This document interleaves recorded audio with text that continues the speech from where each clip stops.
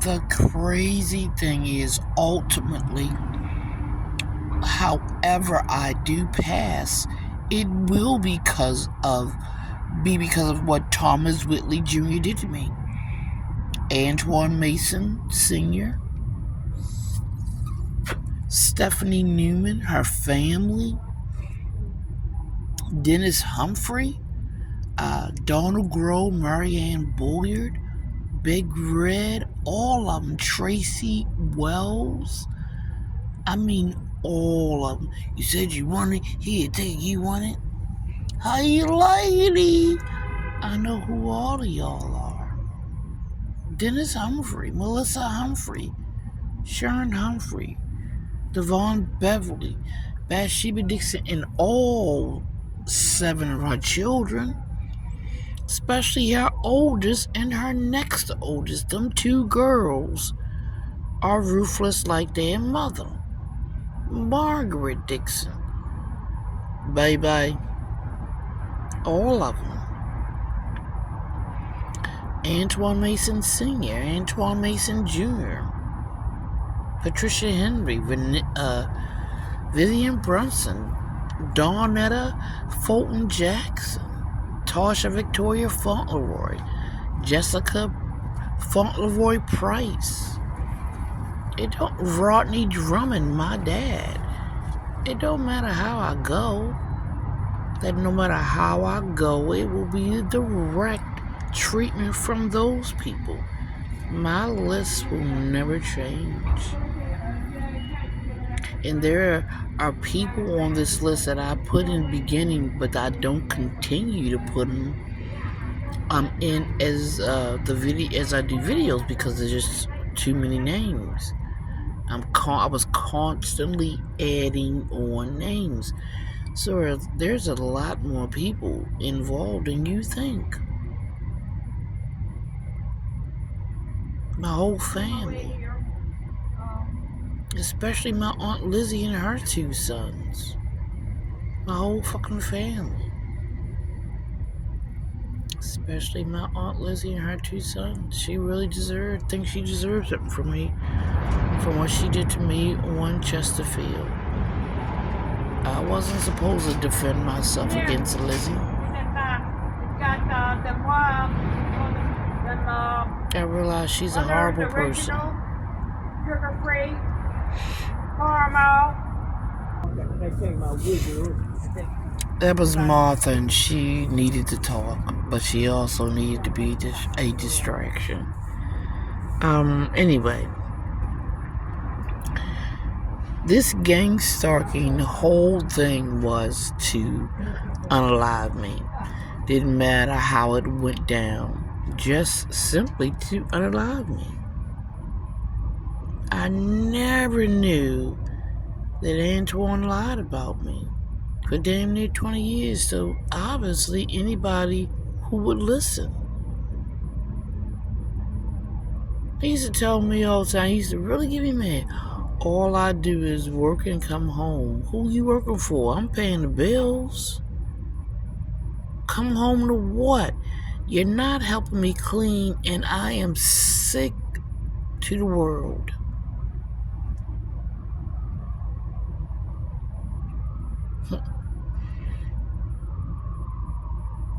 The best part about it is people believed him. I realized I ain't never had a friend. Since the day I met Antoine Mason Sr., I have never had a friend. That day I lost my Aunt Lizzie, my cousin Sean Bryant Sr., and my cousin Angelo Pavette Sr. I lost them the day I met Antoine. In 2001, I believe. Almost 2002.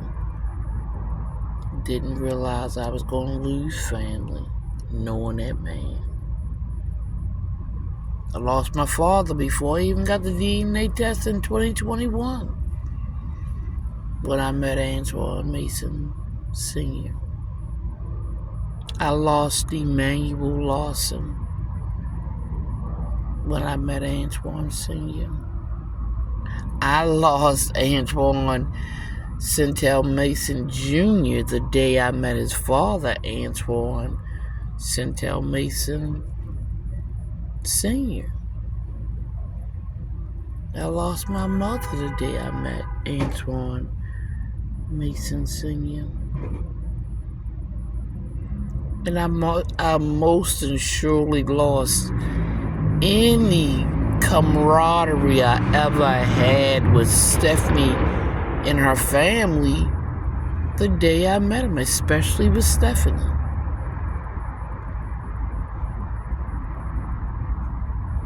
That girl has been horrible to me over the years. And I really hate to say that she was jealous of me. And I never said it on here. Because I don't live my life like that. Nobody can ever say I walk around saying, yeah, she jealous of me, she did it. I don't live my life like that. I don't judge people. And when my sister said I put her on the pedestal, I never did. Contrary to what my sister believes, I've always believed I've been smarter than her my whole life. When I finally stopped going to Frostburg, this is not funny. I laugh because the Baltimore Police Department airplane goes over. Not because of search for anything, but when I say something they don't like on here, they fly over to be noise. Anyway, when I left Frostburg finally for good, and the last conversation I had with her, and I'm not being sarcastic or mean in any way, she said to me, see, Tyler, I can write poems too. And I was like, okay. She wrote a haiku. I was like, okay. She stopped speaking to me for weeks. And you did not have to come to school and talk to my teachers about nothing for boy. When she was in elementary school, my mom had to go there for 2-3 years to have conferences with her teachers over a 2 to 3 year period. I mean, I don't know what to tell you. I love my sister, but when she told me, she said to me, I should stop putting her on the pedestal, I didn't say a damn thing.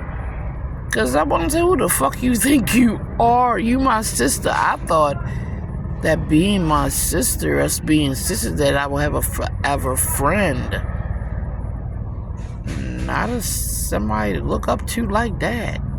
And I thought that shit was funny, and I never said anything over the years. Nothing. And she lied about me.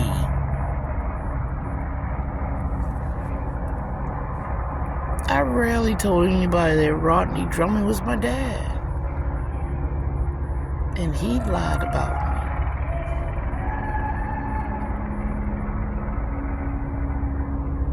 I did everything I could for my children, and our junior, lied about me.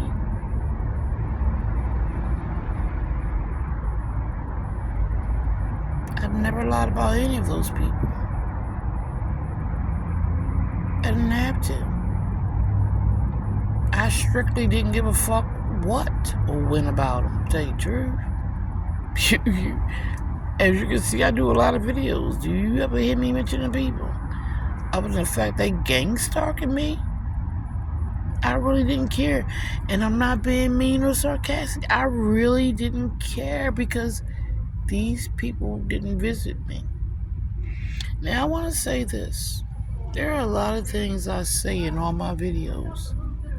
It does not mean because I feel these things. It means because other people do. I think everybody deserves representation. Even a KKK member. Even a Black Panther. Even Muslim men. Life is a funny thing. It is given greatly to some, is given widely to many, and it falters for everybody. I don't pull no punches because I don't have to. And that's not even part of my call. I don't, nigga. I really don't. Because every day I wake up and I breathe. I'm alone. Nobody's helping me with that. Unlike people who are in a hospital, I don't have to be hooked to a machine for that. I'm grateful. I'm not grateful that a man hates me so much that he gang-stalked me for the rest of my life. He hated me so much that he had to tear me down to my child for the rest of my life.